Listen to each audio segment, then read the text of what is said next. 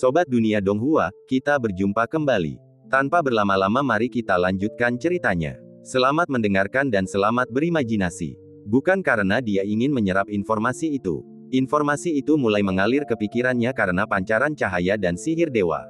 Seolah-olah potongan-potongan informasi itu terkandung dalam sihir dewa dan tatapan dewa. Su King tidak punya pilihan selain menerima informasi itu, dan akibatnya urat-urat di dahinya menonjol, dan kepalanya dipenuhi rasa sakit yang hebat. Matanya memerah, lalu melotot seolah-olah akan meledak. Saat Su King menderita kesakitan, dan saat informasi memenuhi pikirannya, dia tiba-tiba memahami sesuatu tentang dunia. Di mata para dewa, kehidupan semua makhluk hidup bagaikan buku bergambar yang terbuka untuk dilihat. Apa yang terjadi ketika mereka melihatmu adalah masa lalumu, masa depanmu, dan segala sesuatu tentangmu bagaikan gambar-gambar tak terhitung yang dapat dibalik, digabungkan, atau diubah. Setiap tindakanmu, termasuk langkah terkecil ke depan, percepatan, atau jeda dalam gerakan, dapat memengaruhi masa depan dengan menciptakan kemungkinan-kemungkinan bercabang yang tak terhitung jumlahnya. Karena itulah, gambaran masa depan mengandung variasi yang tak terhitung jumlahnya. Gambaran itu bagaikan sungai megah yang membentuk buku gambar kehidupan. Buku gambar itu begitu besar sehingga manusia fana bahkan tidak dapat merasakan keberadaannya. Bahkan kultivator pun tidak dapat melakukannya, kecuali jika tingkat kultivasi mereka mencapai level yang sangat tinggi. Dan hanya seseorang di tingkat tertinggi yang mungkin dapat melihat keseluruhannya. Itu karena bahkan hanya gambar satu kehidupan saja mengandung informasi yang sebagian besar entitas yang ada tidak mampu menampungnya, apalagi buku gambar kolektif tersebut. Jika mempertimbangkan semua makhluk hidup di seluruh dunia, dan dunia itu sendiri, hal itu terlalu berat untuk dibayangkan. Jumlah informasi yang hampir tak terbatas yang akan muncul setiap saat akan menciptakan berbagai tingkat kehancuran berdasarkan tingkat kultivasi yang terlibat. Itulah salah satu alasan mengapa para dewa tidak bisa ditatap langsung. Para dewa memiliki buku bergambar yang berisi, bukan hanya masa depan, tetapi juga informasi tak terlukiskan yang tak terhitung jumlahnya. Semakin banyak informasi, semakin berat bebannya. Dalam beberapa kasus, dewa mungkin bahkan tidak memiliki niat destruktif, tetapi jika makhluk hidup melihat mereka, informasi yang tak terbatas itu akan terlalu berat untuk ditanggung. Hal itu akan memengaruhi tubuh makhluk hidup tersebut, menyebabkan mutasi dan, pada akhirnya, kematian. Namun mengenai wajah dewa yang hancur di kubah surga, itu berbeda. Ketika matanya tertutup, orang bisa melihatnya. Hanya ketika mata itu terbuka barulah terjadi ledakan. Mungkin dibandingkan dengan dewa-dewa lain, itu akan tampak seperti kelemahan. Tetapi ketika matanya terbuka, tatapan itu meliputi seluruh daratan kuno yang terhormat, dan dapat menyerang apapun dan segalanya. Bahkan, dewa-dewa lain pun dapat diserang. Lagi pula, ketika dia menatap sesuatu 3 kali, itu disebut wilayah dewa. Itu sangat kontradiktif, dan tampaknya tidak dapat dipahami. Informasi semacam itu membanjiri pikiran Su King, dan sifat kontradiktif itu menyebabkan darah mengalir dari mata, telinga, hidung, dan mulutnya. Dia gemetar dari ujung kepala hingga ujung kaki, dan pembuluh darahnya mulai pecah. Tangan yang menyatu dengan cahaya itu benar-benar menakutkan. Ini adalah otoritas ilahi yang sama sekali berbeda dari racun terlarang dan bulan ungu. Ini lebih murni. Rasa krisis yang mematikan muncul dalam diri Su King. Dia terengah-engah sambil menyalurkan kekuatan racun terlarang dan bulan ungu melalui dirinya sendiri, baik untuk mempertahankan dirinya maupun untuk melawan sihir dewa yang menakutkan. Gambar-gambar di sekitarnya menjadi buram, beberapa di antaranya menjadi gelap. Tampaknya kecepatan membalik halaman melambat. Tetapi gambar-gambar itu tidak menghilang. Terjadi kebuntuan antara dua jenis kekuatan, saat mereka saling bersaing. Di langit, Chu Tiankun menatap ke bawah, ekspresinya berubah menjadi lebih ganas. Dia mempertaruhkan nyawanya dalam upayanya untuk membunuh Su King. Dan dia mengerahkan seluruh esensi intinya untuk melakukannya. Tatapan di dalam kotak itu berasal dari jantung tubuh dewa eksperimentalnya. Dan tubuh itu telah dirancang khusus untuk kotak tersebut. Berdasarkan apa yang dia ketahui, keempat tubuh eksperimental lainnya telah dibuat dengan cara yang serupa, namun tidak satu pun dari mereka memiliki kotak di jantung mereka. Miliknya adalah satu-satunya, dan itulah juga mengapa dia mampu mempertahankan kemampuan mentalnya di dalam tubuh dewa eksperimental tersebut. Lebih jauh lagi, ketika esensinya meledak dengan cara ini, itu akan memengaruhi kemampuan kebangkitannya. Tapi dia tidak peduli tentang itu sekarang.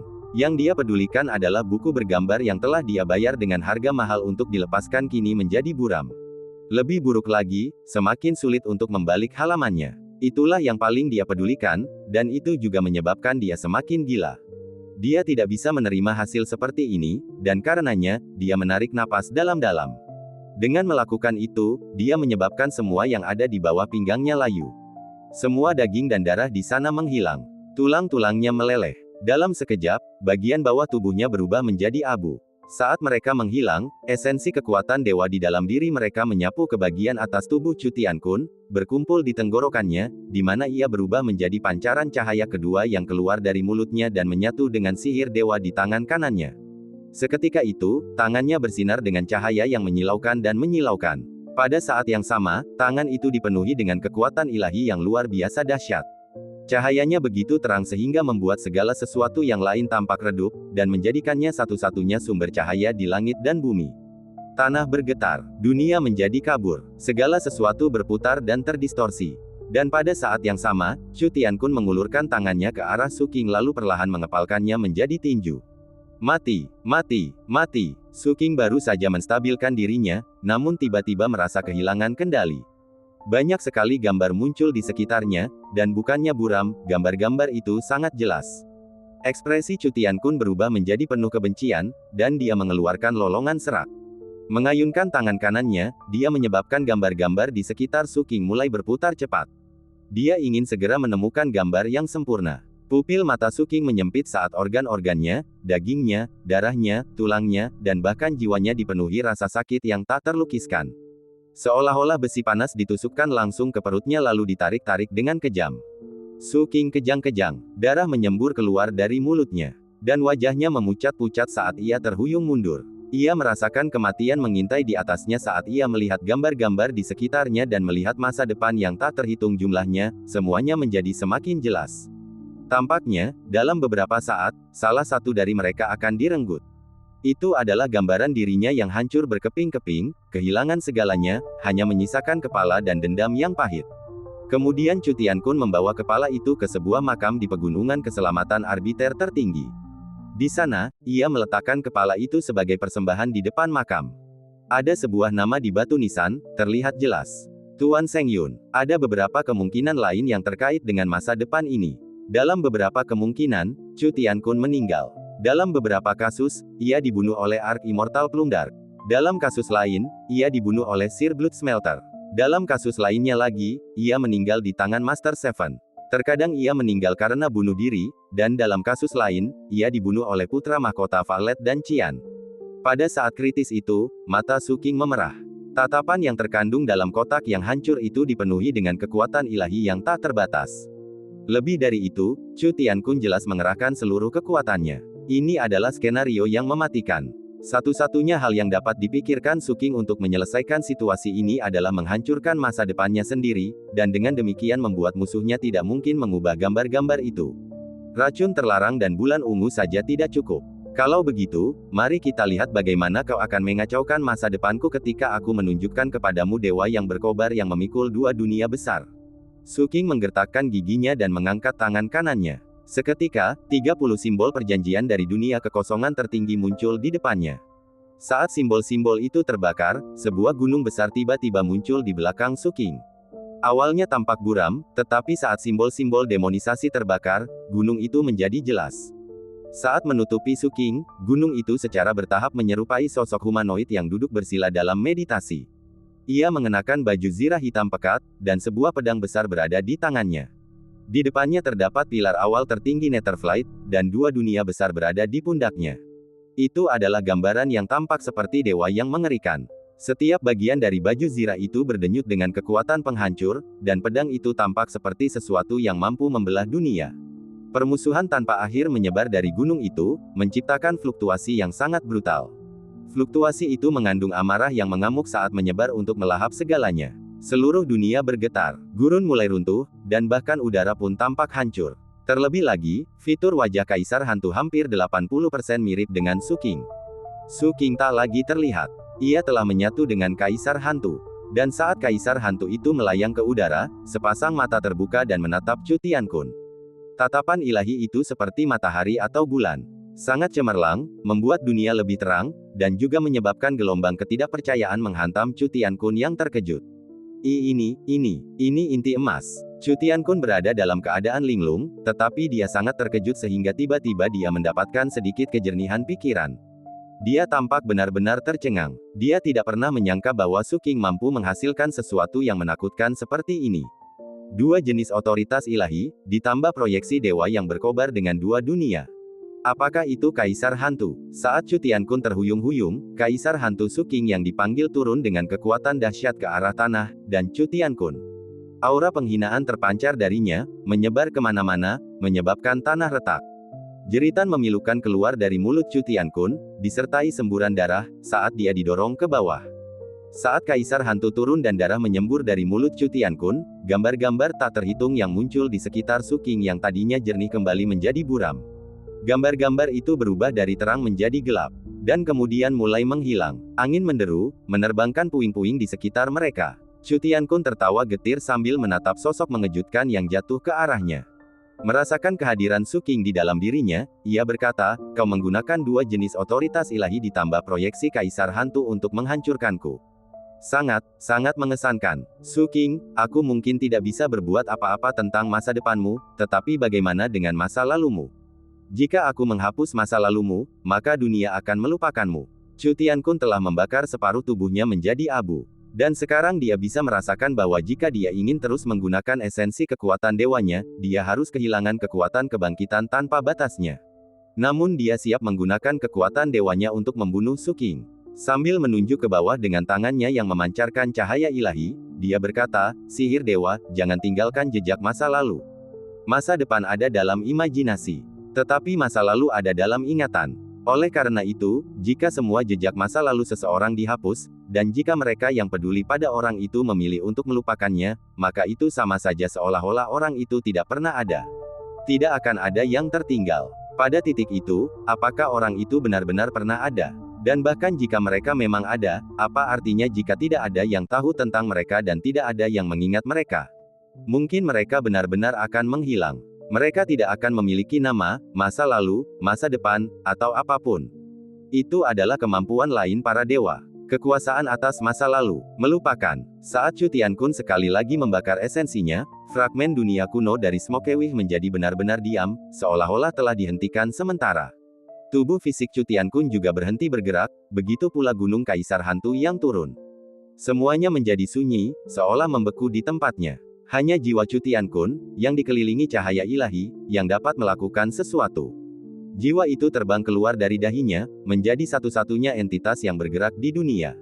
Dalam wujud itu, dia menatap segala sesuatu, ekspresinya penuh kekaguman. Ini, yang disebut, tidak meninggalkan apapun. Chu Tiankun bergumam, ini adalah pertama kalinya dia menggunakan sihir dewa tingkat puncak. Menurut pandangannya, versi langit dan bumi ini tampak berbeda dari versi aslinya. Kubah langit tidak ada, tanah tidak ada apapun yang ada. Bahkan gunung Kaisar Hantu pun tidak ada. Bahkan tubuh fisiknya pun sepertinya tidak benar-benar ada. Hanya ada setitik kabut yang melayang di sana, yang merupakan lokasi yang sebelumnya dikuasai Su King. Ketika Chu Tiankun melihat gumpalan kabut itu, dia tahu ke sanalah dia harus pergi. Yang harus dia lakukan hanyalah menemukan pintu ingatan orang-orang di sana yang mengingat Su King, dan menutupnya. Maka sihir dewa, jangan tinggalkan jejak masa lalu, ini akan berhasil. Tanpa ragu-ragu, Chu Tiankun dalam wujud jiwa bergegas menuju kabut itu dan kemudian memasukinya. Di dalam kabut yang tak terbatas itu, ia menemukan pintu-pintu yang tak terhitung jumlahnya. Ada yang besar, ada yang kecil, ada yang bulat, ada yang persegi. Ada berbagai macam jenis, ada yang baru, ada yang lama. Semuanya tampak terbuat dari bahan yang berbeda. Pintu-pintu itu berjejer rapat, dan hampir menyerupai terowongan panjang. Inilah tempatnya. Chu Tiankun mengulurkan kedua tangannya, dan jiwanya memancarkan cahaya ilahi yang berubah menjadi banyak tanda penyegelan. Tanda-tanda penyegelan itu kemudian terbang menuju pintu untuk menutupnya. Sebagian besar pintu mulai memudar di bawah tanda segel. Pintu-pintu itu menjadi buram, tetapi pintu-pintu lain tidak mau disegel. Setelah memudar sebentar, pintu-pintu itu menjadi jelas. Namun kekuatan ilahi begitu besar sehingga pintu-pintu itu tidak punya pilihan selain menjadi gelap. Setiap pintu ini mewakili kenangan Su King yang terkait dengan makhluk hidup. Saat kenangan itu kabur, jiwa Chu Tiankun terbang lebih cepat, mengikuti terowongan pintu, memancarkan cahaya ilahi untuk menyegelnya. Prosesnya tampak berjalan lancar, menyebabkan kegembiraan yang terlihat jelas di mata Chu Tiankun. Namun kemudian, Chu Tiankun menemukan sebuah pintu bundar. Saat tanda penyegelan cahaya ilahi mencapai pintu itu, tanda tersebut sama sekali tidak kabur. Bahkan, ketika cahaya ilahi menyentuhnya, pintu itu perlahan terbuka lebih lebar. Di dalamnya terdapat mata merah darah yang, begitu pintunya terbuka, menatap Chu Tiankun. Pada saat yang sama, seluruh jalur bergelombang dan terdistorsi. Kekuatan ilahi meletus, menyebabkan jiwa Chu Tiankun mengeluarkan jeritan ke Stongku. Pada saat kritis itu, tangan kanan jiwanya meledak, menyebabkan cahaya ilahi yang berkilauan melindunginya saat ia terlempar ke belakang. Saat ia mencapai tempat aman, matanya berkedip-kedip dengan rasa takut yang masih lingering. Dia tahu betul bahwa mata itu adalah mata seorang dewa. Inilah salah satu alasan mengapa dia menunggu hingga saat yang paling kritis untuk menggunakan sihir dewa, melupakan masa lalu. Dampak sihir itu sangat luas, beberapa orang mungkin lebih dari bersedia untuk melupakan apa yang mereka ketahui tentang orang itu, sementara yang lain tidak akan bersedia. Yang terakhir, akan menjadi penghalang bagi Chu Tiankun. Pada saat yang sama, hal itu membuatnya rentan diperhatikan oleh dunia luar, yang dapat menyebabkan masalah besar. Lebih jauh lagi, hal itu juga berpotensi memicu kemalangan yang mengguncang langit dan bumi. Lagi pula, dia cukup mengenal Su King, dan dia tahu bahwa jika dia bertemu dengan entitas menakutkan dengan menggunakan sihir, itu dapat menyebabkan dampak buruk yang besar padanya. Dia harus menaruh semua kepercayaannya pada esensi keilahiannya, dan berharap bahwa jika Su King memang ada dalam ingatan beberapa entitas menakutkan, itu tidak akan memengaruhi kekuatan keilahiannya sendiri. Lagi pula, dia tidak membutuhkan efek yang permanen. Dia hanya perlu dunia untuk sementara waktu kehilangan siapapun yang mengingat Su King. Itu akan memberinya kesempatan yang dia butuhkan untuk menyingkirkan Su King secara permanen. Su King memang memiliki sihir dewa, jadi masuk akal jika pintu ingatannya terhubung dengan dewa. Untungnya, cahaya ilahi saya membantu saya mengatasinya. Lagi pula, saya tidak perlu menyegel semua pintu. Selama saya tidak gagal dengan lebih dari 10 pintu, sihir dewa saya akan sempurna, dan saya dapat memberikan pukulan telak. Dengan mata berbinar penuh tekad, dia melanjutkan perjalanannya, mengirimkan segel cahaya ilahi ke segala arah. Namun kali ini, dia bahkan belum menyegel 30 pintu ketika, tiba-tiba, dia sampai di pintu lain yang terbuka dengan keras. Suara mengunyah bergema dari dalam. Suara itu sangat mengerikan, sampai-sampai mereka yang mendengarnya bisa menjadi gila, seolah-olah mereka mendengar diri mereka sendiri sedang dimangsa. Jeritan kestongkuan meletus dari Chu Tiankun, dan dia langsung meledakkan salah satu kaki jiwanya, mengubahnya menjadi cahaya ilahi yang menyilaukan. Tidak apa-apa, dia memiliki dua jenis otoritas ilahi, jadi wajar jika dua pintu ingatannya mengarah ke para dewa. Chu Tiankun gemetar, tetapi berhasil membebaskan diri. Namun, 50 pintu kemudian, ada pintu lain, berwarna merah darah, yang terbuka dengan keras. Warna merah yang sangat pekat muncul dari dalam. Bagaimana mungkin ada yang lain? Dengan takjub, Chu Tiankun meledakkan salah satu kaki jiwanya yang lain. Ia mulai ragu apakah harus melanjutkan. Kemudian, tepat di depan, pintu lain terbuka dengan keras. Suara napas bergema dari dalam, menyebabkan jiwa Chu Tiankun bergetar. Matanya membelalak saat ia melihat sesuatu yang luar biasa besar di dalam pintu. Benda itu memancarkan kekuatan, dan memprovokasi jeritan melengking dari Chu Tiankun saat ia mempertimbangkan untuk meledakkan lengannya untuk membela diri. Es surgawi, dao surgawi. Jiwa Chu Tiankun kini telah setengah hilang. Ia tidak memiliki anggota tubuh. Dalam ketakutannya, ia memandang terowongan itu dan menyadari bahwa ia baru saja menempuh 10% dari terowongan tersebut. Bagian di luar itu tampak hampir tak berujung. Sulit untuk melihat apa yang ada di kedalaman, tetapi ia cukup yakin dapat melihat sebuah kursi besar. Kursi itu kenapa ada di situ? Dengan gemetar, Chu Tiankun memutuskan bahwa dia tidak bisa melanjutkan perjalanannya. Ada yang aneh dengan Su King ini. Sangat aneh. Bahkan saat Chu Tiankun terhuyung-huyung karena terkejut hebat, pintu lain di depan terbuka dengan sendirinya, dan sebuah tangan berlumuran darah terulur, dikelilingi oleh distorsi yang kabur. Chu Tiankun berteriak sambil mengerahkan seluruh kekuatannya untuk melarikan diri. Namun kemudian, sesuatu terjadi yang memenuhi pikirannya dengan badai kekaguman yang luar biasa. Suara dentuman bergema di dalam terowongan di depan, dan suara itu berasal dari banyak pintu. Suara itu berasal dari dalam pintu-pintu itu. Seolah-olah ada entitas menakutkan di balik pintu-pintu itu yang telah mencium sesuatu yang lezat, dan sekarang menjadi gila karena keinginan untuk muncul ke tempat terbuka. Ini.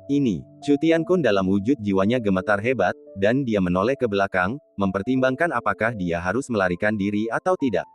Dia bereaksi agak terlalu lambat, saat pintu-pintu yang tak terhitung jumlahnya itu terbuka dengan keras. Jeritan Kestongku menggema dari jiwa Chu Tiankun saat dia langsung meledak. Sesaat kemudian, Chu Tiankun kembali sadar. Jeritan mengerikan keluar dari bibirnya saat separuh tubuhnya yang lain roboh.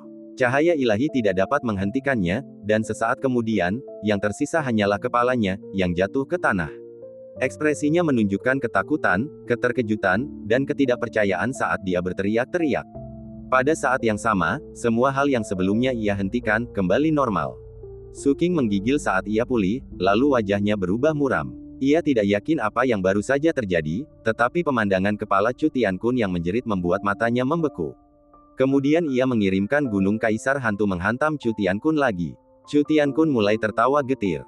Dia tahu dia telah dikalahkan. Dia telah kehilangan kekuatan kebangkitannya.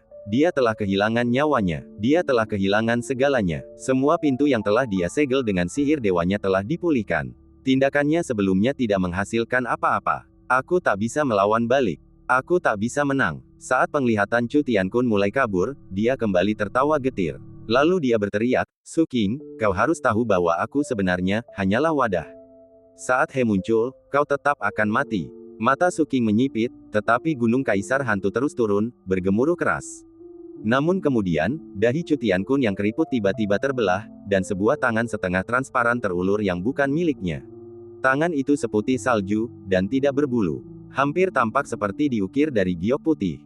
Tangan itu dipenuhi kesucian, tetapi juga sangat menjijikkan. Sensasi perpaduan dua hal itu menyebabkan warna-warna liar berkelebat di langit dan bumi, dan membuat seluruh dunia bergetar. Tangan itu melambai ke arah Su King 3 kali, menyebabkan 3 embusan angin muncul. Keajaiban Tuhan, hargailah hidup ini selamanya. Itu adalah suara yang tenang namun asing. Suara itu mengandung kekuatan yang tak terbatas, dan bergema dari dahi Chu Tiankun. Dan setelah tangannya melambai 3 kali, ia lenyap menjadi abu. Kepala Chu Tiankun terkulai ke samping, membuatnya terengah-engah. Adapun 3 gerakan tangannya, mereka melepaskan kekuatan dahsyat yang sulit diungkapkan dengan kata-kata. Hembusan angin pertama tanpa suara menyapu gunung kaisar hantu milik Su King. Gunung kaisar hantu bergemuruh, dan konsumsi energinya melonjak. Dalam sekejap mata, simbol demonisasi terkuras, dan gunung itu lenyap, memperlihatkan Su King duduk bersila di sana. Hembusan angin kedua membuat Su King menggigil. Di dalam dirinya, racun terlarang dan bulan ungu melambat, dan semua warna kehidupan memudar darinya. Ia hanya menjadi hitam dan putih. Bukan hanya dirinya, segala sesuatu di area tersebut kehilangan warnanya, dan berubah menjadi hitam dan putih sepenuhnya. Itu seperti sebuah lukisan, dan Su King sendiri tampak seperti bagian dari lukisan itu. Sensasi krisis mematikan yang hebat meletus dalam dirinya, membuatnya merasa sangat cemas, seolah-olah kematian sedang mendekatinya. Setelah menjadi bagian dari lukisan itu, ia mulai layu. Dalam sekejap mata, ia menjadi kulit dan tulang, seolah-olah kekuatan hidupnya akan segera lenyap. Dia tidak bisa membentuk gunung kaisar hantu. Dia tidak bisa melepaskan racun terlarang atau bulan ungu. Lampu kehidupannya dan segala sesuatu tentang dirinya adalah bagian dari lukisan itu. Satu-satunya yang tersisa adalah naga biru kehijauan dao surgawinya, yang dengan cemas naik ke langit dan berubah menjadi pedang yang jatuh. Sayangnya, ukurannya terlalu kecil untuk berbuat banyak, dan didorong menjauh sambil menjerit. Hembusan angin ketiga menerpa Su King dalam lukisan itu. Dan angin itu mulai menyebar ke seluruh tubuhnya seperti air yang menyebar di atas kanvas. Su King tidak bisa bergerak. Pikirannya bergerak lambat. Dengan susah payah, dia melihat ke bawah dan melihat bahwa hembusan angin ketiga menyebar, perlahan-lahan mengubahnya menjadi bercak tinta acak. Batu giok penyelamat nyawa yang diberikan gurunya hancur berkeping-keping. Namun itu tidak bisa menghentikannya dari perlahan-lahan larut. Perasaan kematian memenuhi dirinya. 1. Su King benar-benar terdiam. Dia telah menggunakan semua kemampuan yang dimilikinya. Situasi saat ini tampaknya tidak terlalu genting. Namun, dia telah kehabisan sihir dewanya. Kemampuan ilahi lainnya terlalu lemah untuk menghadapi sesuatu pada level ini. Dengan mempertimbangkan semuanya, fakta bahwa dia dapat mengakhiri semuanya dengan kehancuran bersama dengan musuh ini menunjukkan betapa kuatnya kemampuan Su King.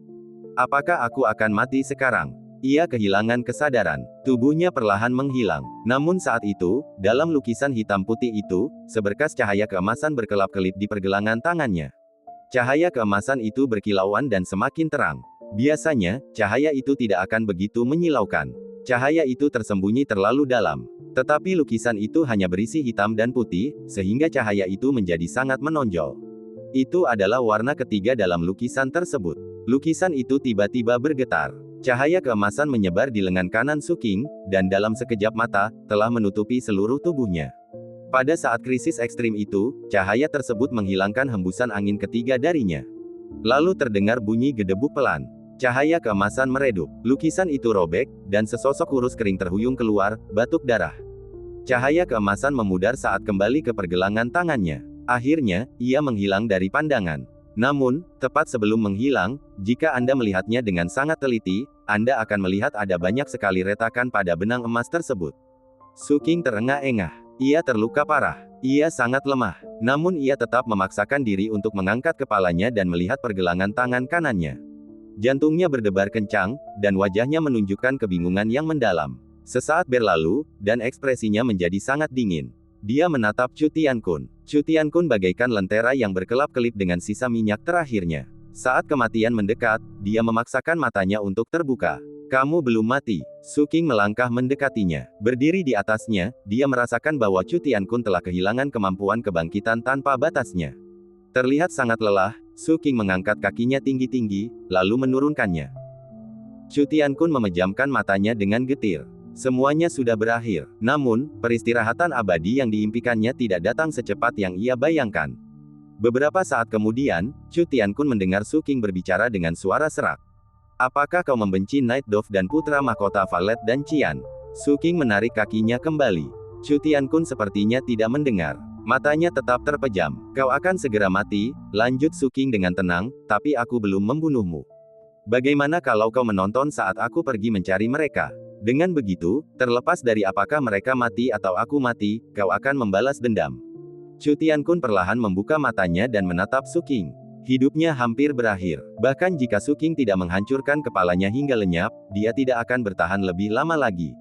Api kekuatan hidupnya telah padam. Dengan kata lain, kenapa kau tidak memberitahuku di mana mereka berada? Su Qing melirik ke kehampaan di kejauhan. Chu Tiankun tidak menjawab apapun. Matanya meredup, dan rambutnya layu-lalu mulai rontok hingga tak tersisa. Beberapa saat berlalu, Su Qing menggelengkan kepalanya. Karena Chu Tiankun tidak mengatakan apa-apa, dia tidak merasa perlu mengajukan pertanyaan lebih lanjut. Dia mengangkat kakinya lagi. Su Qing, kata Chu Tiankun tiba-tiba, apakah kau tahu cara mengubah warna laut? Mata Su Qing menyipit saat dia menatap kembali ke arah Chu Tiankun. Chu Tiankun menoleh ke arahnya. Wajahnya kini lebih dari setengahnya telah larut, dan suaranya sangat lemah. Begitu kamu tahu caranya, kamu akan mendapatkan jawabannya. Dia memejamkan matanya, dan sisa kepalanya perlahan menghilang, tepat di depan Su Qing. Tubuhnya, jiwanya, segalanya, hancur menjadi abu dan lenyap ke dalam puing-puing pecahan dunia utama di sekitarnya. Dia tidak lagi ada. Bersamaan dengan itu, dunia di sekitarnya bergelombang dan terdistorsi, lalu menjadi kabur. Setelah 3 tarikan napas berlalu, semuanya lenyap. Rasanya seperti teleportasi astral. Gurun muncul di sekitar Su Qing. Dia merasakan panas yang menyengat di mana-mana. Dia merasakan aura yang familiar. Dia kembali ke daratan kuno yang terhormat. Harga 100 tetes darah dewa yang dibayarkan Chu Tiankun kepada Smokewih untuk mendapatkan akses ke fragmen dunia utama mereka disertai dengan metode ekstraksi yang mudah. Entah Su Qing mati, atau Chu Tiankun mati. Hanya satu orang yang akan bisa pergi. Su Qing menatap pasir di bawah kakinya. Kemudian dia menoleh ke arah tanah para Smokewite. Di kejauhan, dia melihat gumpalan asap yang berubah menjadi bentuk samar salah satu Smokewite. Dia hanya berdiri di sana menatap Su Qing. Su Qing menatapnya dengan dingin dan tanpa ekspresi. Sesaat kemudian, Smokewite berbalik tanpa mengucapkan sepatah kata pun, dan menghilang. Su Qing pun berbalik dan melanjutkan perjalanannya. Ia bergerak tidak lebih lambat dari sebelumnya. Dengan demikian, sekitar 2 jam kemudian, ia sampai di ujung gurun dan perbatasan ibu kota kabupaten. Ketika melihat bentang alam yang subur di depannya, dia tidak bisa lagi menyembunyikan luka-lukanya. Dia terhuyung, batuk mengeluarkan 3 suapan darah, lalu dengan cepat mengeluarkan kapal dharmanya.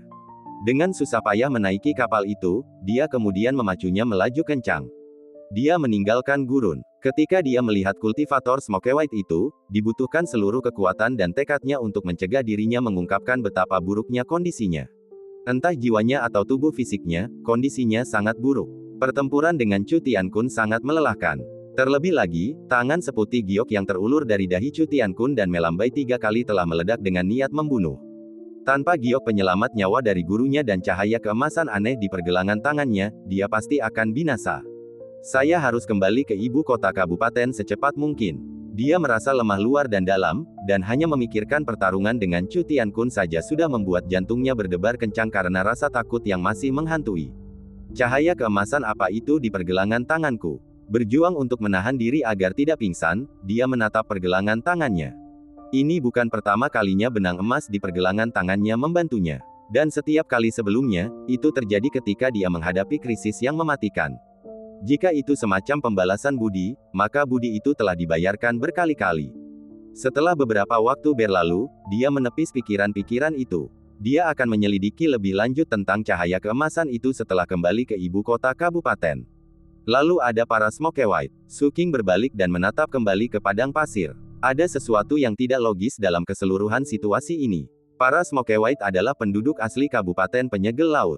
Namun mereka membantu Chu Tiankun memasang jebakan mematikan untuk seorang pendekar pedang. Meskipun mereka bebas melakukan itu, jelas itu sangat berisiko. Mengapa mereka berpikir itu sepadan bagi mereka? Cedera internalnya kambuh, dan sekali lagi ia batuk mengeluarkan seteguk darah. Merasa lebih lemah dari sebelumnya, ia memejamkan mata dan fokus pada pemulihan. 4 jam kemudian, ia menemukan sebuah kota dengan portal teleportasi. Dengan susah payah membuka matanya, ia turun dari kapal Dharma dan menyimpannya. Kemudian, dengan wajah pucat pasi, ia memasuki portal teleportasi. Di dalam portal itu, cahaya berkilauan menyala, lalu Su King menghilang. Asteris. Sementara itu, di wilayah yang dikuasai oleh ibu kota Kabupaten Sisiling, terdapat deretan pegunungan yang tampak tak berujung. Jauh di dalam lanskap primitif itu, di antara pepohonan yang rimbun, terdapat sebuah lembah besar. Jika dilihat dari ketinggian, lembah itu dipenuhi dengan pepohonan yang tak terhitung jumlahnya, yang semuanya terhubung oleh sulur-sulur yang menjuntai. Terdapat juga sejumlah pondok kayu yang dibangun di atas pepohonan, yang membentuk semacam desa. Di antara pondok-pondok, tampak sekelompok makhluk kristal seukuran telapak tangan. Mereka berterbangan di antara pepohonan dan pondok-pondok, seolah sedang bermain. Ketika sinar matahari menyinari mereka, mereka berkilauan terang. Dan karena cara mereka terbang dan menari, mereka tampak seperti cahaya yang mengalir. Sungguh sangat indah. Suara obrolan dan tawa riang bergema di sekitar. Terlihat juga beberapa pohon yang sangat besar dengan wajah-wajah di atasnya. Pohon-pohon itu memancarkan aura lembut yang menyebar dan membentuk kabut tipis. Beberapa wajah tampak tertidur, tetapi yang lain matanya terbuka dan dengan ramah memperhatikan para peri. Setiap kali salah satu pohon membuka matanya, para peri kristal akan bergegas mendekat dan menari-nari dengan kagum. Inilah habitat roh kayu di wilayah penyegelan laut. Roh kayu adalah spesies yang sangat unik. Mereka hidup dalam 2 tahap kehidupan yang berbeda. Yang muda adalah makhluk kecil seukuran telapak tangan yang tampak hampir seperti terbuat dari kristal. Mereka sangat cantik. Saat masih dalam tahap itu, mereka juga merupakan bahan obat yang sangat mahal. Setelah dewasa, mereka akan menyatu dengan pohon, menjadi bagian darinya. Setelah itu, mereka menjadi trin. Meskipun roh kayu pada umumnya baik dan damai, fakta bahwa anak-anak mereka dianggap sebagai bahan obat berarti bahwa mereka umumnya menghindari kontak dengan orang luar. Itulah cara utama mereka menjaga keselamatan anak-anak mereka. Di desa pohon roh kayu, terdapat satu pohon yang sangat kuno dan besar yang, meskipun tidak sepenuhnya setara dengan pohon 10 isi perut, masih memiliki tinggi sekitar 3000 meter, dan menyebarkan pertahanannya ke segala sesuatu di bawahnya. Jika Anda perhatikan dengan saksama, Anda bisa melihat sebuah kuil di tengah pohon raksasa itu. Lebih tepatnya, pohon itu telah tumbuh menutupi kuil tersebut, sehingga kuil itu kini menjadi bagian dari pohon. Di dalam kuil itu terdapat sebuah patung. Patung itu menggambarkan seorang wanita cantik mengenakan baju zirah, dengan seekor naga dan seekor ular melilit tubuhnya. Ia memegang tombak panjang di tangannya, dan memancarkan semangat pertempuran yang kuat. Di balik patung itu terdapat tangga rahasia yang mengarah jauh ke dalam bumi di bawahnya. Di ujung tangga itu terdapat sebuah altar kuno. Bentuknya segi 8 dan berwarna hitam pekat, dan tergantung di atas sesuatu yang tampak seperti jurang tak berdasar, dengan hanya tangga yang menghubungkannya dengan sesuatu yang lain. Pemilik penginapan dari Plank Springway berdiri gemetar di tepi altar, matanya merah. Dia baru saja menangis, dan ekspresinya menunjukkan kecemasan yang mendalam. Linger, Linger, bangun. Jangan menakutiku seperti ini. Kau harus bangun. Dia tidak memandang altar. Sebaliknya, dia memandang tebing jurang yang jauh, sekitar 3000 meter dari altar. Hampir tidak terlihat sebuah gua kecil di tebing itu, di dalamnya terdapat kerangka. Kerangka itu duduk bersila, dan tampaknya telah menyaksikan berlalunya waktu yang tak terhitung jumlahnya.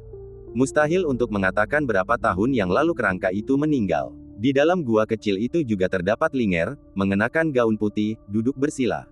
Wajahnya pucat pasi, dan dagunya berlumuran darah. Yang lebih mengerikan lagi adalah darah yang berceceran di seluruh pakaian putihnya. Ada banyak sekali darah. Sangat banyak. Dia duduk tak bergerak, matanya terpejam.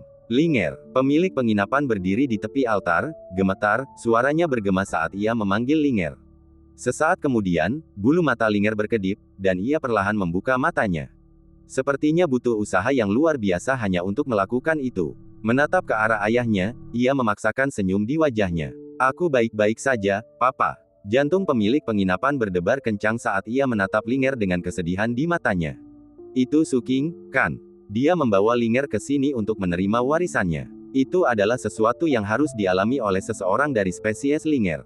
Keberhasilan berarti keberuntungan yang akan memperpanjang umur. Kegagalan berarti dikutuk untuk mati. Menerima warisan itu membutuhkan waktu yang lama. Karena itu, dia sangat gugup dan protektif. Semuanya berjalan baik sampai sehari sebelumnya, ketika Linger tiba-tiba batuk mengeluarkan seteguk besar darah. Dalam sekejap, dia menderita luka yang sangat parah. Setelah mendengar kata-kata ayahnya, dia tiba-tiba merasa sedikit gugup, jadi dia cepat-cepat berkata, "Ayah, jangan terlalu kritis. Kakak Suking, tidak ada hubungannya dengan ini. Ini salahku. Aku memang tidak berguna." "Baik, baik, aku tahu," kata pemilik penginapan cepat, suaranya sedikit gemetar. "Ini tidak ada hubungannya dengan Suking. Tidak apa-apa, Papa tahu. Papa seharusnya tidak menyalahkan kakakmu Suking. Jangan gugup, luangkan waktu untuk memulihkan diri. Semuanya akan baik-baik saja. Setelah warisan itu berakhir, Papa akan mengajakmu menemui kakak Suking." Saat Linger mendengar itu, senyum merekah di wajahnya. "Kau serius, Papa?" "Tentu saja," kata pemilik penginapan sambil mengangguk penuh semangat. "Kalau ayahmu berjanji, dia akan menepatinya." Senyum Linger semakin cerah. "Papa, Papa tidak perlu khawatir. Aku akan bekerja keras. Aku akan bekerja sangat keras. Aku pasti akan berhasil dengan warisan ini." Di Kabupaten Penyegelan Laut, di lokasi yang tidak terlalu jauh dari ibu kota kabupaten, terdapat portal teleportasi yang menyala dengan cahaya menyilaukan saat Suking muncul. Wajahnya pucat pasi. Ia sangat lemah, tetapi tanpa ragu sedikit pun, ia berlari menjauh. Setelah jauh dari pandangan orang lain, ia menemukan sebuah gua terpencil di pegunungan yang jauh. Di dalam gua, ia batuk mengeluarkan seteguk besar darah. Ia kesulitan melihat saat duduk bersila dan terengah-engah. Namun itu tidak menghentikannya untuk mengatupkan rahangnya dan melakukan gerakan mantra untuk mengunci area tersebut. Berdasarkan pengalaman sebelumnya, 1 hari seharusnya cukup untuk pulih setengahnya. Sayangnya, saat ini ia baru pulih sekitar 10%. Saat organ dalamnya berdenyut-denyut kesakitan, ia mengirimkan inderanya ke dalam dirinya sendiri untuk mencari tahu alasan mengapa pemulihannya begitu lambat. Organ dalamnya retak dan hampir hancur. Dagingnya sangat layu, dan tulangnya retak parah. Itulah sumber rasa sakit yang dirasakannya.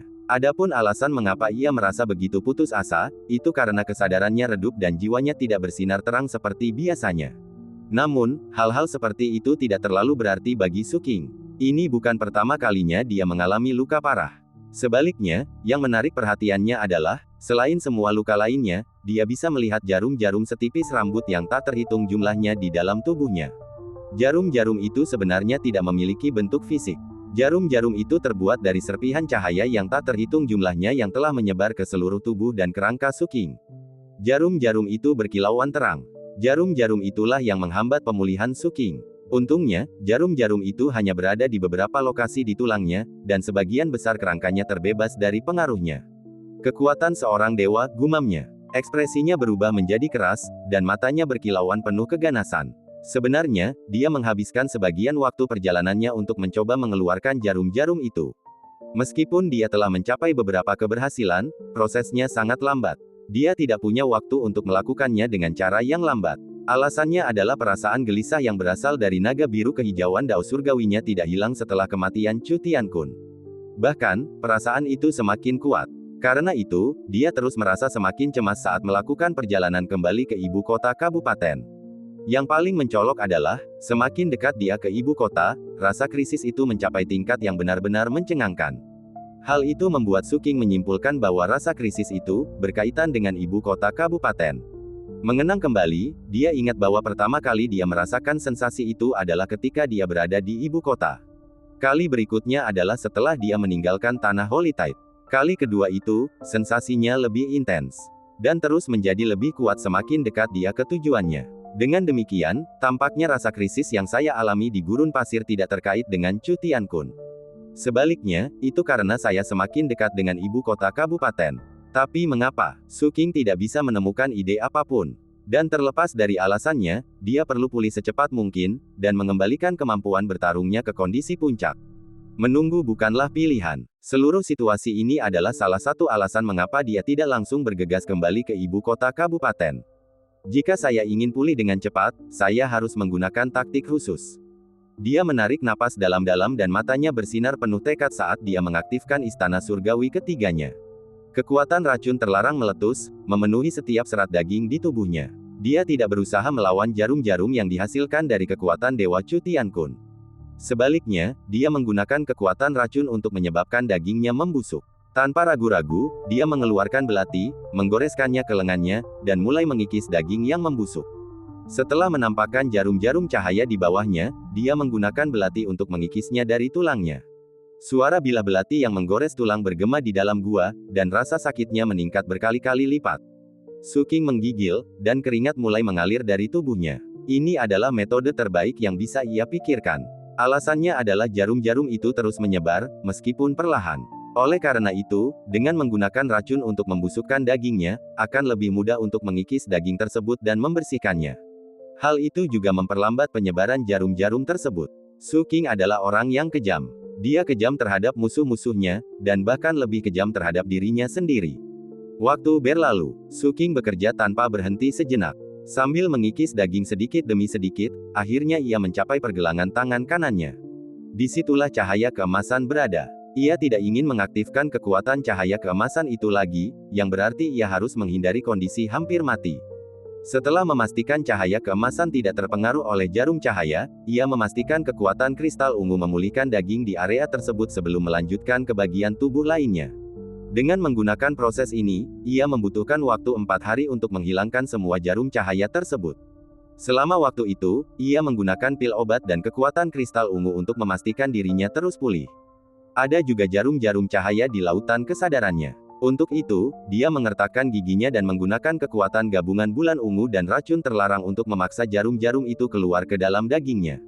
Kemudian dia mencabutnya dengan belati.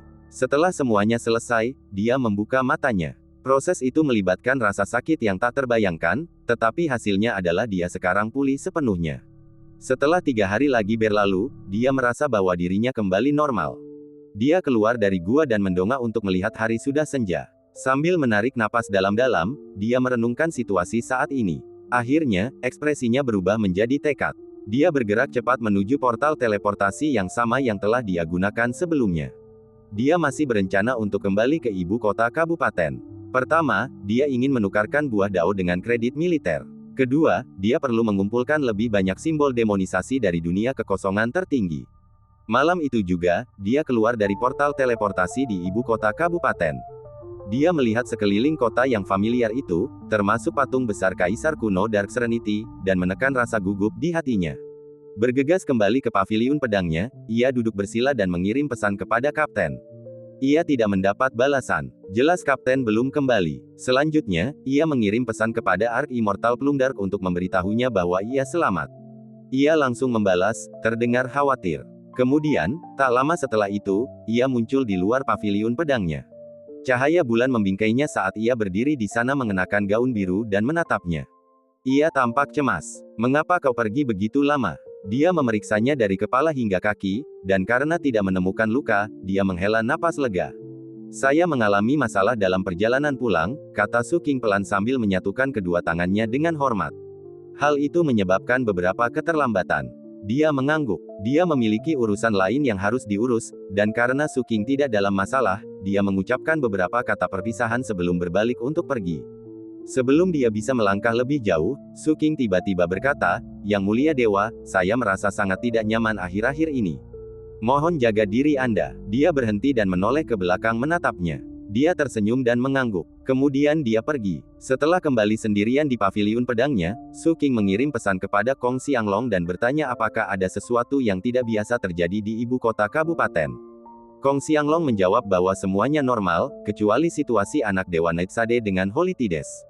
Kong Xianglong sebenarnya tidak berada di ibu kota saat ini, dia sedang menjalankan misi. Tetapi sekarang setelah dia berhubungan dengan Su King, dia bertanya tentang apa yang terjadi di wilayah Holytide. "Oh, itu benar, ada beberapa Nightsade lain di sana juga." Su King berdeham dan tidak menjelaskan lebih detail tentang itu. Meskipun begitu, dia tidak merasa perlu terlalu merahasiakan sesuatu dari Kong Xianglong, jadi dia melanjutkan. "Tapi akhirnya aku mendapatkan beberapa ribu buah dao." Seruan terkejut Kong Xianglong menggema dari pedang komando hingga memenuhi paviliun pedang Su King. "Beberapa ribu, ya, dan sebagian di antaranya adalah bagianmu," jawab Su King.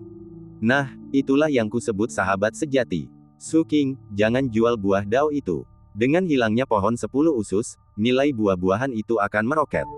"Hehe, para pendekar pedang semuanya berada di pihak yang sama, tapi, terkadang kau harus menipu kawanan."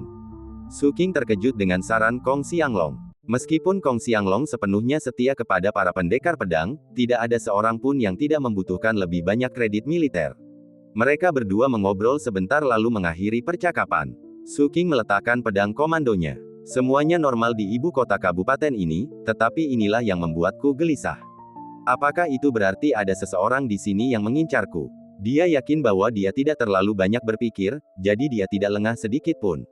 Malam berlalu tanpa kejadian berarti. Keesokan harinya saat fajar, Su King mengambil tindakan pencegahan ekstra untuk tetap aman saat ia meninggalkan paviliun pedangnya dan pergi ke kota untuk mengisi kembali persediaan pil obatnya. Kemudian dia pergi ke sekte cabang dari sekte iblisisasi kekosongan tertinggi. Setelah membayar kredit militer yang dibutuhkan, dia memasuki dunia kekosongan tertinggi. Terlepas dari rasa krisis yang dirasakannya, dia perlu menyiapkan Gunung Kaisar Hantu sebagai kartu truf. Dan meskipun gunung itu sudah berada di istana surgawinya, dia masih membutuhkan simbol demonisasi jika ingin memanggilnya dari luar. Keuntungannya adalah, memiliki Gunung Kaisar Hantu di istana surgawinya membuatnya jauh lebih mudah dikendalikan. Karena Su King adalah sosok yang familiar di dunia kekosongan tertinggi yang menyeramkan itu, kehadirannya menimbulkan kehebohan di antara pohon-pohon otak yang berbisik di sana. Kemanapun dia pergi, pohon-pohon otak itu gemetar dan melarikan diri darinya. Terakhir kali, Su King benar-benar kejam. Meskipun sudah cukup lama sejak terakhir kali dia berada di sini, jelas kabar tentangnya telah menyebar di antara pohon-pohon otak. Namun demikian, basis kultivasi Su King jauh lebih maju daripada sebelumnya. Tidak peduli bagaimana pohon-pohon otak itu melarikan diri, dia bisa mengejar mereka. Dan dengan demikian, tidak lama kemudian dia meninggalkan dunia kekosongan tertinggi dengan perasaan sangat puas. 75. Sambil menepuk-nepuk tas penyimpanannya, dia meninggalkan sekte cabang dan pergi ke aula perpustakaan Istana Pendekar Pedang. Harapannya adalah dia bisa menemukan beberapa informasi tentang cahaya keemasan itu, dan dari mana asalnya. Sayangnya, sepertinya tidak ada habisnya buku dan gulungan di aula perpustakaan, dan bahkan setelah menjelajahinya hingga larut malam, dia tidak menemukan apapun yang bermanfaat. Akhirnya, dia kembali ke paviliun pedangnya. "Aku akan kembali ke perpustakaan besok untuk terus mencari. Pasti ada jawabannya di sana. Tapi kalau aku tidak bisa menemukannya, kurasa aku akan melapor untuk bertugas di divisi pemasyarakatan dan meminta bantuan penguasa istana. Skenario terburuknya, aku bisa tinggal di divisi pemasyarakatan untuk sementara waktu sampai aku tahu apa yang sedang terjadi." Meskipun dia mungkin berada dalam bahaya di ibu kota daerah, jika ada satu tempat perlindungan yang aman baginya, itu pasti divisi pemasyarakatan. Lagi pula, penguasa istana yang bertanggung jawab di sana. Dengan pikiran itu, Su King duduk bersila dan menutup matanya. Malam itu gelap gulita dengan awan dan kabut yang menutupi segalanya. Setelah melakukan beberapa latihan pernapasan, Su King membuka matanya dan melihat pergelangan tangan kanannya. Beberapa saat berlalu, dia menggosok pergelangan tangannya dengan tangan yang lain. Sebenarnya, benang emas itu apa?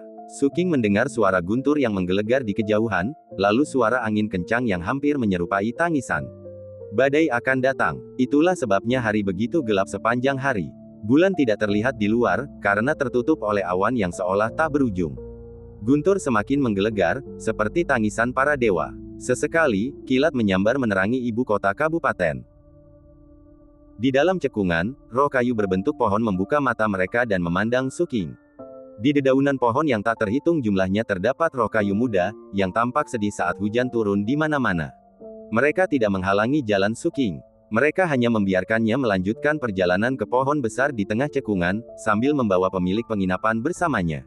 Pintu kuil di sana terbuka. Di dalam, Suking melirik patung itu tetapi tidak mengamatinya dengan saksama. Pemilik penginapan menuntunnya ke terowongan rahasia, dan mereka mulai menuruni tangga. Di terowongan yang gelap, napas pemilik penginapan yang terengah-engah terdengar. Pemilik penginapan berlari secepat mungkin, tetapi itu tampak lambat bagi Suking. Suking mendorongnya ke depan, menambah kecepatan sehingga mereka segera mencapai ujung tangga, dan altar di atas jurang. Begitu Suking berada di atas altar, dia melihat sekeliling dan melihat gua yang berjarak 3000 meter, serta sosok yang duduk bersila mengenakan pakaian putih. Dia adalah seorang wanita muda yang cantik dengan wajah tanpa celah. Dia tampak tenang dan polos, kecuali saat ini, wajahnya pucat dan dia tidak bergerak. Darah kering menempel di mulut, dagu, dan pakaiannya. Pemandangan itu membuat jantung Suking berdebar kencang, dan wajahnya dipenuhi berbagai emosi. Dia langsung mengenalinya. Ini memang wanita muda yang naif dan polos yang pernah dia temui di Kepulauan Merfolk. Dia ingat bagaimana wanita itu menghampirinya dan mengajukan pertanyaan yang sangat aneh. Kakak, apakah kamu A. menyukai ular secara umum, atau B. menyukai memakan empedu ular? Suking teringat kembali apa yang dikatakan pemilik penginapan kepadanya di sepanjang jalan. Wanita muda ini adalah ular putih yang sama. Dia masih ingat terakhir kali dia melihatnya, di penginapan di Seven Blood Eyes. Ular putih kecil itu melilit pergelangan tangannya. 1. Pergelangan tangan kanan, gumamnya. Benang emas. Inti kehidupan. Dia menatap wanita muda berbaju putih itu, yang sama sekali tidak memiliki inti kehidupan. Dia memikirkan harga yang telah dibayar wanita itu untuknya, dan tiba-tiba merasakan rasa bersalah yang mendalam di hatinya. Kebaikan ini terlalu besar. Namun, Suking tidak mengerti mengapa wanita itu melakukan hal seperti ini untuknya, mengingat dia baru beberapa kali berada di dekatnya. Ia telah mengalami hal-hal menakjubkan dalam hidupnya, tetapi semuanya memiliki alasan. Misalnya, Sersan Thunder pernah melihatnya mengumpulkan mayat untuk dikremasi, dan merasa hal itu melambangkan kehangatan di dunia yang kacau. Kemudian, setelah Suking menyelamatkan nyawanya, Sersan Thunder memperlakukannya seperti anaknya sendiri. Guru besar Bai memperhatikan betapa tertariknya Suking pada tumbuhan dan vegetasi, dan betapa hausnya ia akan pengetahuan. Karena itu, ia mewariskan kebijaksanaannya kepada Suking. Guru ketujuh mengagumi cara Suking bertindak, dan karena itu memberinya kesempatan untuk membuktikan dirinya. Ia menyaksikan Suking menempuh jalan panjang untuk berdiri di hadapannya. Begitulah cara Suking mendapatkan persetujuan guru ketujuh.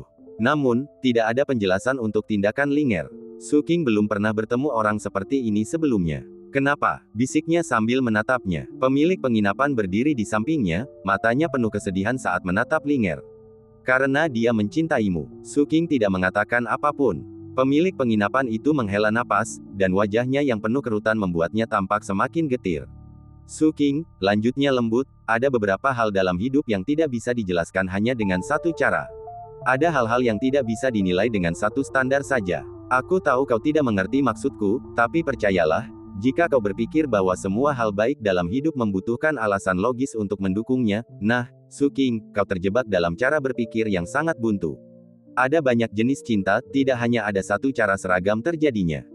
Terkadang cinta adalah tentang pengabdian kepada seseorang. Terkadang tentang menghargai seseorang. Bisa juga tentang kekaguman atau terkadang rasa sakit dan duka yang sama. Sesekali cinta adalah tentang ketertarikan pada seseorang, sementara di lain waktu tentang mengejar masa lalu. Di dunia ini ada berbagai macam orang, dan berbagai macam hal. Menganggap bahwa cara hidupmu adalah satu-satunya yang benar, itu adalah pandangan yang sempit. Hanya ketika kamu bisa menerima cara hidup lain barulah kamu benar-benar bisa dewasa. Pemilik penginapan itu sangat cemas, tetapi pada saat yang sama, merasa perlu menjelaskan semuanya dengan jelas. Dia perlu Suking memahami bahwa ada hal-hal di dunia ini yang tidak memiliki penjelasan yang baik. Hal-hal itu terjadi tanpa alasan yang kuat untuk mendukungnya. Bagaimanapun, pemahaman itu akan sangat penting untuk menyelamatkan Linger dari jurang roh. Suking mendengarkan pemilik penginapan itu, dan kata-katanya menyentuh hatinya. Ia mulai gemetar karena emosi. Sambil menatap Linger, dia berkata, bagaimana cara aku menyelamatkannya? Dia harus diselamatkan dalam 7 hari. Kata pemilik penginapan, berusaha tetap tenang meskipun cemas. Dia menatap Su King. Setelah warisan Linger gagal, jiwanya jatuh ke jurang roh di bawah. Tak lama lagi, daging dan darahnya akan mulai layu hingga dia hanya menjadi mayat. Dengan menggunakan kemampuan penyegelanku, aku telah mengunci daging dan darahnya di tempatnya, tetapi itu tidak akan bertahan lebih dari 7 hari. Dan 1 hari telah berlalu. Kau harus membawa jiwa Linger kembali dari jurang roh sebelum batas waktu habis. Pemilik penginapan memandang jurang di bawah altar. Orang luar tidak bisa memasuki jurang roh tanpa jimat jurang roh. Sayangnya, jimat terakhir yang diketahui telah digunakan bertahun-tahun yang lalu, dan orang yang masuk ke dalam dengan jimat itu tidak pernah keluar lagi. Lagi pula, aku bukan ayah kandung Linger. Aku bahkan bukan roh kuno. Karena itulah aku tidak bisa masuk ke dalam. Satu-satunya orang yang bisa masuk adalah roh kuno atau orang-orang yang kekuatan hidupnya terhubung dengan salah satu dari mereka. Karena itulah kau satu-satunya yang bisa pergi mencarinya. Roh kuno, jurang roh. Su King pernah mendengar tentang spesies roh kuno sebelumnya, tetapi tahu bahwa sekarang bukanlah waktu yang tepat untuk menanyakan detail tentang mereka. 2. Ada batas waktu 7 hari, dan 1 hari telah berlalu. Su King menatap pemilik penginapan. Apakah Anda memiliki gulungan giok berisi informasi tentang jurang maut? Jika ya, berikan kepada saya. Saya akan segera mempelajarinya. Pemilik penginapan mengeluarkan segenggam kertas giok dan menyerahkannya kepada Su King. Sambil menunjuk salah satu kertas, dia berkata, ini akan membawamu kembali ke sini. Dia kemudian menjelaskan secara singkat cara menggunakannya. Lalu, dengan mata memohon, dia berkata, kumohon. Linger telah mengorbankan nyawanya untukmu, jadi, kau harus menyelamatkannya. Su King menatap Linger dan teringat 3 kali wanita itu menyelamatkan nyawanya. Dia mengangguk. Kemudian dia berjalan ke tepi altar dan, tanpa ragu sedikit pun, melompat. Dalam sekejap mata, dia menghilang ke dalam jurang. Udara dingin berputar melewatinya, masuk ke dalam dirinya, membuatnya merasa seolah daging dan jiwanya membeku. Menatap ke dalam jurang, Su King memanfaatkan basis kultivasinya, mengirimkan bayangannya membentang ke segala arah, dan melepaskan kekuatan racun terlarangnya. Baru kemudian dia memeriksa informasi yang diberikan pemilik penginapan kepadanya. Informasi mengalir deras ke dalam pikirannya saat dia turun, memberinya pemahaman yang jelas tentang segala sesuatu yang berkaitan dengan Linger dan jurang roh. Bertahun-tahun yang lalu, jauh sebelum zaman Kaisar kuno Dark Serenity, ada spesies lain yang menaklukkan daratan kuno yang terhormat. Mereka adalah roh kuno. Di tahun-tahun terakhirnya, Kaisar roh kuno mengumpulkan kekuatan kolektif spesiesnya serta aura takdir untuk melakukan sesuatu yang mengguncang seluruh yang mulia roh kuno. Itu terkait dengan jalan surgawi.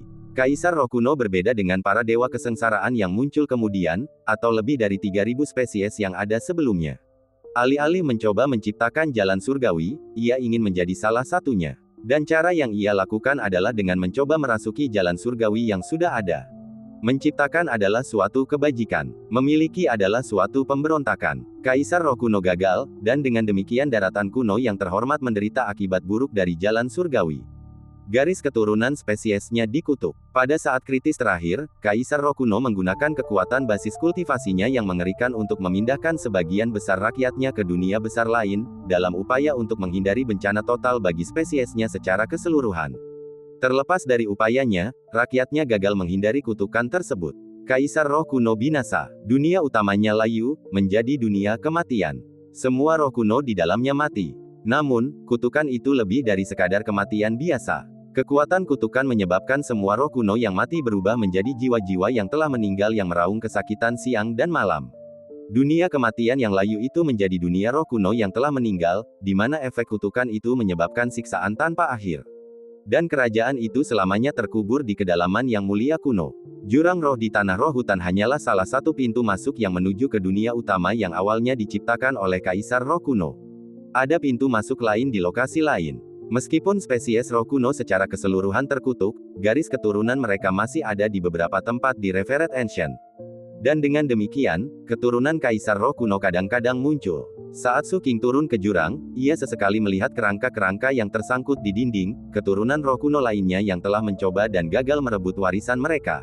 Ada alasan yang baik mengapa keturunan tersebut melakukan upaya seperti itu. Setelah spesies roh kuno berubah menjadi ular, kutukan pada garis keturunan mereka membuat kehidupan menjadi sulit. Mereka hidup dalam keadaan di mana pembuluh darah mereka dapat kolaps kapan saja. Dengan demikian, mereka akhirnya akan pergi ke pintu masuk terdekat ke dunia roh kuno yang telah meninggal, di mana mereka akan mencoba menggunakan kekuatan dari dunia itu untuk menekan kutukan dalam darah mereka. Hanya dengan begitu mereka dapat mengambil wujud manusia. Sayangnya, spesies roh kuno adalah makhluk yang menyedihkan. Sepanjang hidup mereka, mereka harus kembali ke dunia roh kuno untuk memperbarui penekanan kutukan tersebut. Setiap kali mereka melakukannya, mereka menghadapi bahaya besar. Mereka yang gagal akan dimangsa jiwanya oleh dunia roh kuno, dan mereka akan menjadi jiwa-jiwa yang telah mati di sana. Setelah mempelajari informasi tersebut, Su King menatap pergelangan tangan kanannya dan menghela napas. Kemudian matanya berbinar penuh tekad, dan dia mempercepat gerakannya ke bawah. Dia bagaikan bintang jatuh yang semakin cepat saat memasuki kedalaman jurang yang dingin. Dia merasakan kekuatan pengusiran mendorongnya, tetapi karena benang esensi kehidupan itu berasal dari roh kuno, itu tidak mempengaruhinya. Dia mengerahkan seluruh kekuatannya saat melaju ke dasar jurang. Akhirnya, ia melihat makhluk kolosal di bawah, dikelilingi kabut. Itu adalah ular raksasa yang membusuk dan memancarkan aura kematian yang kuat. Di atas kepala ular mati itu terdapat sebuah dunia besar. Dunia itu tidak terlihat jelas, tetapi ratapan kesedihan bergema dari sana. Saat ratapan itu menembus kabut dan mencapai telinga Su King, ia merasakan gaya gravitasi yang kuat menariknya dan menyeretnya menuju dunia besar itu. Semakin dekat dia, semakin besar ular itu, hingga menjadi sangat besar sehingga dia bahkan tidak bisa mengenali itu sebagai ular. Yang dia lihat hanyalah dunia itu, dipenuhi dengan jeritan kesakitan yang semakin lama semakin jelas. Akhirnya, dia terhempas ke dunia yang lebih luas, menyebabkan suara gemuruh bergema ke segala arah. Sebuah kawah muncul di tanah. Sesaat kemudian, Su King melangkah keluar dari kawah itu dan melihat sekeliling. Dan cerita pun berakhir, nantikan cerita selanjutnya. Terima kasih telah mendengarkan.